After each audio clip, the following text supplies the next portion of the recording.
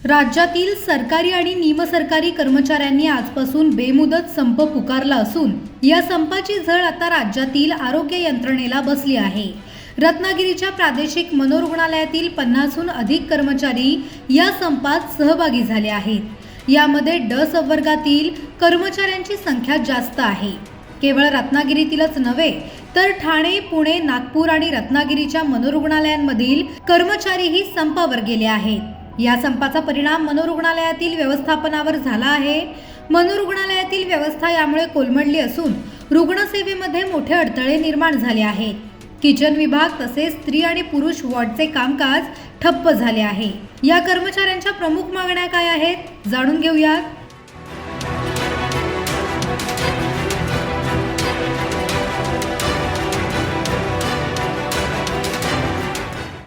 आज आम्ही हा राज्यव्यापी संप पुकारलेला आहे तो पूर्ण महाराष्ट्रामधून 17 लाख कर्मचारी या संपामध्ये सहभागी झालेले आहेत। तरी ठाणा, पुणे, नागपूर, रत्नागिरी या सर्व मनोरुग्णालयामध्ये आज संप पुकारण्यात आलेला आहे।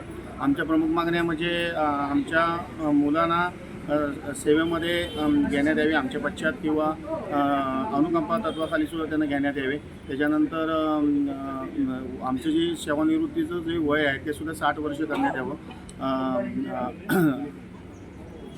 जुनी पेन्शन योजना असं सुद्धा आमचा एक विषय आहे। या जे आमच्या मागण्या आहेत आज आम्ही शासनाकडे निवेदन देऊन सुद्धा शासनाने ह्याच्याकडे दुर्लक्ष केलेलं आहे आणि त्यामुळे आज आम्हाला हा संप पुकारावा लागलेला आहे। तरी जोपर्यंत आमच्या मागण्या पूर्ण होत नाही तोपर्यंत हा संप असाच कायमस्वरूपी चालू राहील आणि त्याच्यानंतरच माघार घेतली जाईल जोपर्यंत आमच्या मागण्या पूर्ण होत नाही।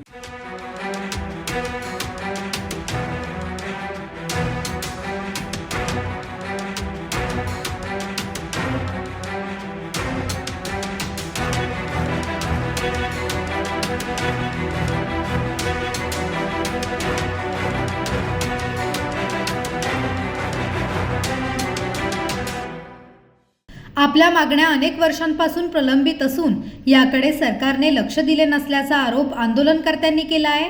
मागण्या मान्य होईपर्यंत संप मागे घेणार नाही असा इशारा देखील त्यांनी दिला आहे। आंदोलकांच्या या भूमिकेतून रुग्णालय व्यवस्थापनाबाबत गंभीर प्रश्न निर्माण होणार आहे। आरोग्य व्यवस्थेवर या संपाचा मोठा ताण येणार आहे। या मागण्यांवर सरकार काय भूमिका घेते हे पाहणे आता महत्त्वाचं ठरणार आहे।